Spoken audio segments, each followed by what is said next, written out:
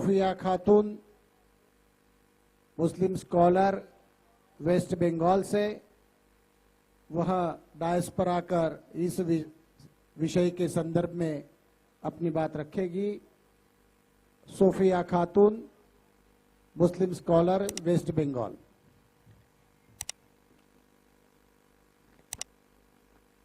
जय मूल्यवासी। सबसे पहले मैं माननीय सभापति जी का धन्यवाद देती हूँ। उसके बाद अब सभी लोगों को जो भारत के कोने कोने से आए हुए हैं, अब सभी भाई बहनों को मैं हार्दिक स्वागत करती हूँ। आज इस सेशन का जो सब्जेक्ट रखा गया है वह है मजलूमों का इत्तेहाद निर्माण के बगैर मजलूमों की मौलिक समस्याओं का समाधान होना संभव नहीं है। सभी मजलूमों में इत्तेहाद निर्माण के बगैर उनकी मुक्ति संभव नहीं है। एक चर्चा। साथियों, सबसे पहले मैं कहना चाहती हूँ कि हमारे वाम सिर्फ आंदोलन चलाने वाले जो जिम्मेदार लोग हैं, उनको जरूर ये मालूम है कि हमारे देश में दो तरह के लोग हैं। पहला जालिम लोग है, दूसरा मजलूम लोग है। इसलिए कौन जालिम है और कौन मजलूम है, पहले उनको पहचानना जरूरी है। हमारा देश का जो इतिहास है उससे हमें मालूम होता है कि प्राचीन काल में यूरोप से आकर जो आर्य लोग हमारे देश पर आक्रमण करके कब्जा किया था, वही लोग 3-4 हजार साल पहले से अब तक हमारे देश के शासक बने हुए हैं। वो विदेशी लोगों की औलाद ब्राह्मण है और वही ब्राह्मण लोग हम लोगों पर राज करने के लिए हमारे लोगों को हजारों टुकड़ों में बांटा, फिर हम लोगों को अशिक्षित रखा। हमारे पूर्वजों पर हथियार रखने की पाबंदी लगाई थी। उस समय हमारे पूर्वज मूल निवासी लोग लड़ाई में पराजित होने के कारण मजबूर होकर उनकी बात माननी पड़ी थी। तब से आज तक वो लोग हमारे मूल निवासी लोगों पर जुल्म अत्याचार करते आ रहे हैं। ब्राह्मण लोग बाहर से आकर सबसे पहले हमारे देश पर कब्जा किया, फिर हम लोगों को गुलाम बनाया, फिर हम लोगों को अनपढ़, गंवार, मूर्ख, लाचार, गरीब, मजदूर और बेसहारा बना दिया। खास करके मैं मुसलमान भाइयों और बहनों को कहना चाहती हूँ कि अब हमारे मुसलमान लोग तमाम हक अधिकारों से पूरे के पूरे वंचित हैं। इस देश में हमारा सम्मान नहीं है, हमारे पास शिक्षा नहीं है, नौकरी नहीं है, जमीन जायदाद नहीं है, किसी तरह की ताकत नहीं है। विधायिका, कार्यपालिका, न्यायपालिका और मीडिया, इन चारों में से किसी पर भी हमारे मुसलमानों के प्रतिनिधित्व नहीं है। उन लोगों ने सच्चर कमीशन बनाया था, लेकिन अब तक उस पर अमल नहीं किया। फिलहाल आजाद भारत में जो मुसलमान है ये बिल्कुल डिप्रेस्ड है, मजलूम है। ब्राह्मण लोग भारत के मुसलमानों पर जुल्म अत्याचार कर रहे हैं। जब हम गुलाम थे, जो विदेशी अंग्रेज देश में राज कर रहे थे, तब भी हमारे पास कुछ हक अधिकार था।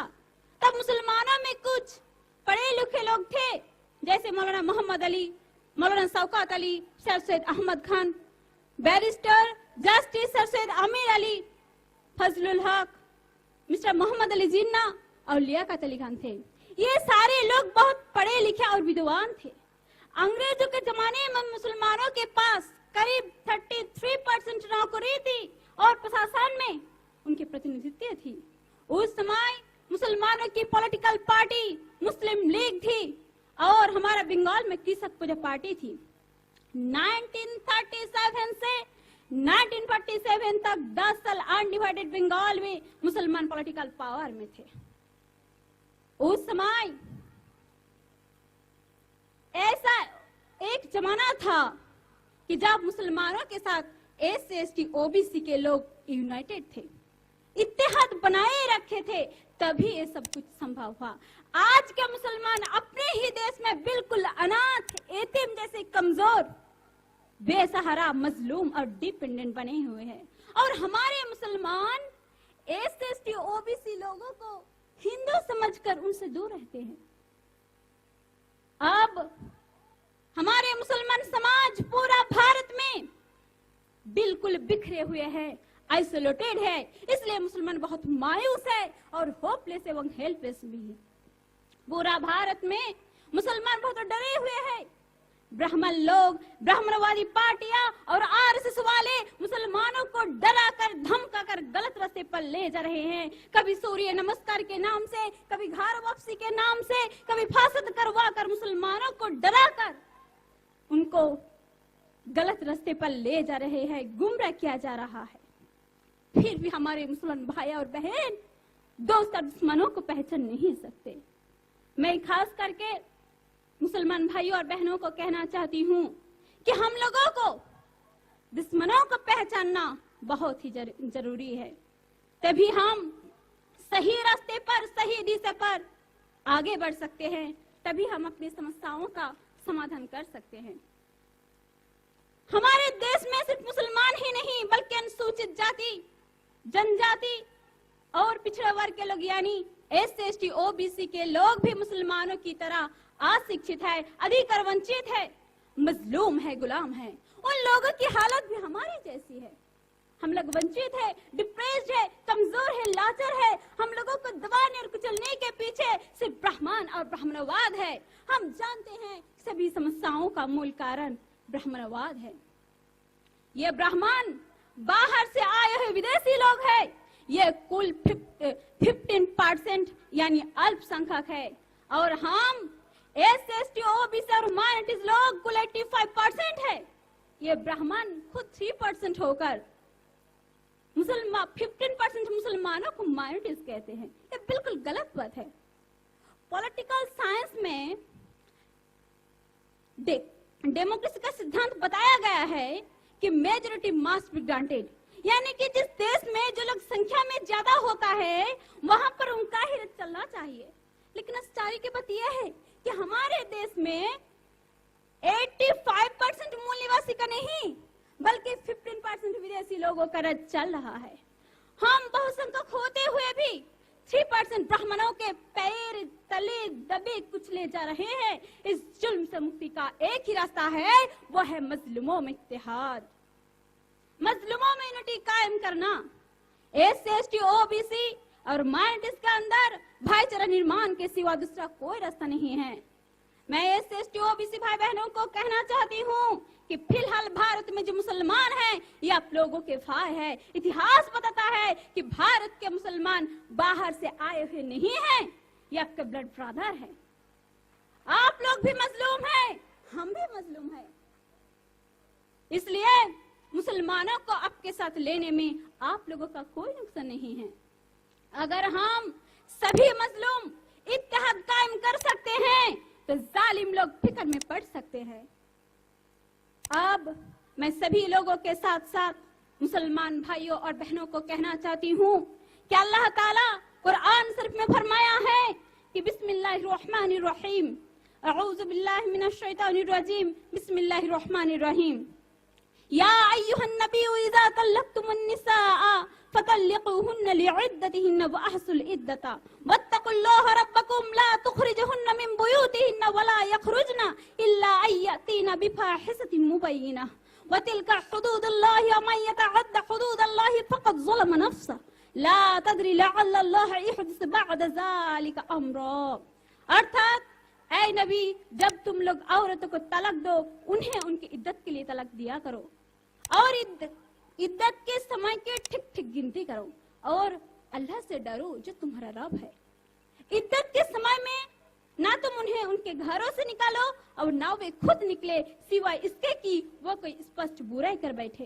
ये अल्लाह की सीमाएं हैं और जो कि अल्लाह की सीमाओं का उल्लंघन करेगा वो अपने ऊपर खुद जुल्म करेगा। तुम नहीं जानते, शायद इसके बाद अल्लाह मेल मिलाप की कोई सूरत पैदा कर दे। सूरह तलाक आयत नंबर 1। पिछले 1 महीने से हम सभी भारतवासी देख रहे हैं कि आरएसएस और ब्राह्मणों की सरकार मुसलमान महिलाओं को रक्षा करने के लिए तालाक और 3 तलाक को इशू बनाकर घड़ियाली आंसू बहा रहा है। अब सभी लोग जानते हैं कि ये उन लोगों की सरकार है जो मुसलमानों की मस्जिद तोड़ी है, मुसलमानों के लिए नौकरी में आरक्षण का विरोध करते हैं, दंगा फसद लगवाकर मुसलमान महिलाओं की इज्जत लूटते हैं, मुसलमान पुरुषों का और मुसलमान महिलाओं का कत्लेआम करते हैं। घर वापसी या सरस्वती वंदना ऐसे सैकड़ों बहाना से मुसलमान पुरुषों या महिलाओं को हिंदू यानी गुलाम बनाना चाहते हैं। पिछले 70 सालों से वो लोग हम लोगों पर कंटिन्यूअसली जुल्म अत्याचार करते आ रहे हैं, ये खुल्लम खुल्ला है और सब कोई देख रहे हैं। अब वही ब्राह्मण लोग मुसलमान महिलाओं के लिए 3 तलाक को इशू बनकर इस पर बहस करने लगे हैं। सुप्रीम कोर्ट भी उनको मदद दे रहा है। मैं खास करके मुस्लिम पर्सनल लॉ बोर्ड को साफ साफ कहना चाहती हूँ कि तलाक और 3 तलाक के बारे में अल्लाह ताला ने कुरान शरीफ में जो कुछ बताया है, हम मुसलमान महिलाएं इसको जरूर मानते हैं, क्योंकि ये हमारा ईमान का मामला है। लेकिन हमारे मुसलमान पुरुष लोग अनपढ़ और जाहिल होने के कारण उसका मिसयूज कर रहे हैं। वो लोग तलाक का सही तरीका जानते नहीं हैं और इसका फायदा ब्राह्मण लोग लेने की कोशिश कर रहे हैं। इस पर मौलवी मौलाना साहिबान को मंथन और चिंतन करना जरूरी है, वरना वो लोग हमारे मुसलमान महिलाओं को गलत समझाकर गलत रास्ते पर ले जाकर फायदा लेने की कोशिश करेंगे। हमें सतर्क रहना जरूरी है। इन बातों के साथ साथ मैं ब्राह्मणों को भी सतर्क करना चाहती हूँ कि अंग्रेजों के जमाने से जो मुस्लिम पर्सनल लॉ चल रहा है, आप उसको बदलने की कोशिश ना करें। आप लोगों की जिम्मेदारी है कि देश की तमाम नागरिक यानी SC, ST, OBC and minorities तथा 85% जनता की सेवा करें। आप लोगों ने हमारे देशवासियों को गरीब, लाचार और बेसहारा बना दिया है। BPL नहीं, भूखमरी के कागर पर ला दिया है। लोग खाने पीने के लिए तरस रहे हैं। अच्छा खाना, अच्छा पीना, अच्छा कपड़ा, मकान, यह हमारा जन्म अधिकार है। लिबर्टी, इक्वालिटी एंड फ्रेटर्निटी, यह हमारा संविधान के प्रेम्बल में लिखा हुआ है। समता, स्वतंत्रता और शिक्षा, ये सारे हमारा मूलभूत अधिकार है। आप लोगों की यह जिम्मेदारी है कि भारत के संविधान में जनता का जो नागरिक अधिकार लिखा हुआ है उसको सही तरीके से पालन करें, लेकिन आप नहीं कर रहे हैं। देश के और जनता की दुख और दुर्दशा के लिए आप लोग ही जिम्मेदार हैं। आखिर में मैं ये बात बताकर खत्म करना चाहती हूँ कि आप लोग मजलूम हैं और मुसलमान भाई बहन भी मजलूम हैं। हम सभी मजलूम इत्तेहाद कायम करके वाम सेफ और भारत मुक्ति मोर्चा के साथ खड़े होकर उन विदेशी यूरोशियन लोगों को राजसत्ता से बेदखल कर सकते हैं, तभी हम अपना हक अधिकार कायम कर सकते हैं। इसका अलावा दूसरा कोई रास्ता नहीं है। इतना ही कहकर मैं अपनी बात समाप्त करती हूँ। खुदा हाफिज, जय मुलीवासी, अस्सलाम वालेकुम। धन्यवाद।